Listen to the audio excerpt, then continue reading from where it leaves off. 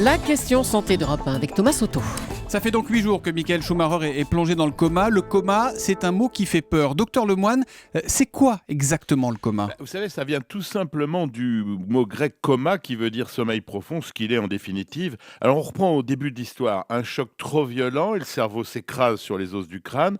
L'organisme dispose dans un premier temps d'une espèce de disjoncteur qui coupe le courant. C'est le chaos que connaissent bien les boxeurs, qui ne présente aucun danger. Dans plus de 90% des cas, ça repart quelques secondes plus tard. Mais ça, Jean-François, c'est quand ça se passe bien, entre guillemets. C'est pas le cas de Schumacher. Lui n'a repris ses esprits que quelques minutes avant de s'enfoncer dans un coma qui a l'air profond. C'est parce qu'il a subi la complication que l'on redoute, l'hémorragie interne provoquée par le choc, avec conséquence immédiate la constitution d'un hématome qui, la boîte crânienne étant hermétiquement fermée, comprime mécaniquement le cerveau qui manifeste sa souffrance par l'apparition d'un coma plus ou moins rapide et profond. Et là, c'est une urgence absolue. Mais alors, il se passe quoi dans la tête de quelqu'un qui est dans le coma comme ça pendant plusieurs jours ? Alors, il faut vraiment différencier le coma maladie, pour lequel il existe plusieurs stades de profondeur, mais qui ne sont pas souvent des expériences plaisantes, et le coma qui est provoqué, lui, par des médecins. Ça, c'est ce que vous appelez le coma artificiel. Ça veut dire quoi ? Qu'on les fait dormir, en fait, comme une espèce d'anesthésie ? C'est exactement cela, c'est du sommeil profond provoqué, une anesthésie qui dure. Alors là, les témoignages sont plutôt rassurants. En particulier, les médecins savent parfaitement supprimer la douleur. Ce sommeil forcé permet d'éviter une aggravation provoquée par les mouvements du malade et évite que la pression déjà trop élevée à l'intérieur de son cerveau n'augmente et ne provoque des dégâts supplémentaires.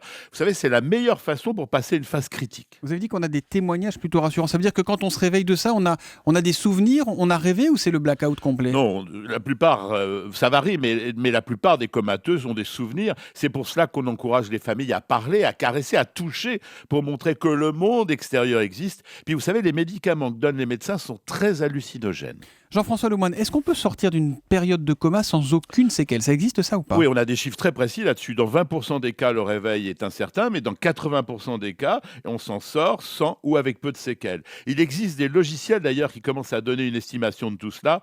En revanche, pour la durée du coma, c'est pas toujours évident de le prévoir. Alors, ça fait 8 jours que Schumacher est dans le coma. Est-ce que 8 jours, c'est forcément plus grave que 4 jours et moins grave que 15 ou 20 jours ? Est-ce que ça marche comme ça ? Non, ça ne marche pas vraiment comme ça, mais c'est vrai qu'au-delà de 3 semaines, on va difficilement parler de coma artificiel. Dernière question, docteur. Ariel Sharon, l'ancien Premier ministre israélien, est lui dans le coma depuis 8 ans. On nous dit que la fin est proche pour lui, mais est-ce qu'il a été, d'une manière ou d'une autre, conscient de quoi que ce soit pendant ces 8 ans ? Est-ce qu'on le sait, ou est-ce que là, on replonge pour le coup dans les mystères profonds du coma ? Alors Ariel Sharon n'a probablement pas été conscient parce que son cerveau avait été très endommagé par de gros accidents vasculaires et il se trouvait dans ce qu'on appelle un état végétatif, c'est-à-dire qu'il ne servait ce cerveau qu'à des tâches primitives de fonctionnement du corps.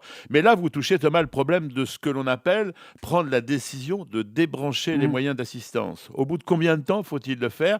Et que décider si, même lorsqu'on débranche, la vie végétative continue malgré cela ? Là, la loi ne dit rien là-dessus. Et là, évidemment, ce sont des questions éthiques et quasiment philosophiques. Merci, docteur Lemoine. Explication toujours très précise, très concise en 2014 comme en 2013. Ravi de vous retrouver en tout cas et à demain matin, Pour moi aussi. 7h-5 sur Europe 1.